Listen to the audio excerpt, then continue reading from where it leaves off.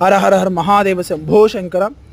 పుష్పగిరి గిరి ప్రదక్షిణ ఆది పూజ నిర్వహణ కొరకు అలాగే భక్తులందరూ కూడా పుష్పగిరి గిరి పరిక్రమారం ఏదైతే చేస్తున్నారో పరిక్రమని ఆ యొక్క ఆది పూజ అనేటువంటిది శ్రీ పాప వినాశేశ్వర స్వామి వారికి చేసి గుహలో ఉన్నటువంటి శివయ్యకి ఆది పూజ చేసిన తర్వాతనే గిరి ప్రదక్షిణ అనేటువంటిది చెయ్యాలనేటువంటి నియమము సంప్రదాయము. ఇది ఒక ధర్మము పుష్పగిరి క్షేత్రంలో.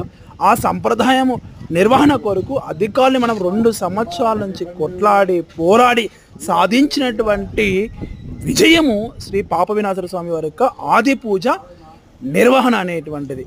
అది కూడా దేవాదాయ ధర్మాదాయ శాఖలో మాత్రమే జరుగుతుంది. సో కాబట్టి మేము భక్తులందరూ కూడా గుర్తించుకోవాల్సినది ఏంటంటే పుష్పగిరి రాజమార్గంలో వచ్చేటప్పుడు ఉత్తరం వైపున ఉన్నటువంటి శ్రీ పాప వినాశేశ్వర స్వామి వారిని దర్శించుకుని అక్కడ ఆది పూజ చేసిన తర్వాతనే గిరి ప్రదక్షిణ చేయాలని నియమం.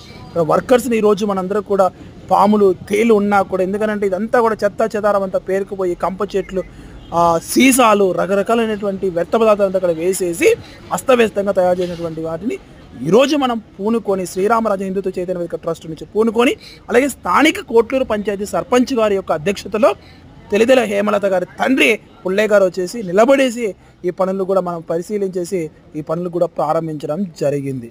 సో ఇవన్నీ కూడా సవ్యంగా చక్కగా ఆ పాప వినాశేశ్వర స్వామి వారి యొక్క దయ వల్ల జరుగుతూనే ఉన్నాయి. సో అందరం కూడా భక్తులందరూ కూడా ఈ యొక్క ఆది పూజ మన సంప్రదాయాలను మనమే కాపాడుకుందామండి. ఏదో సౌలభ్యం ఉంది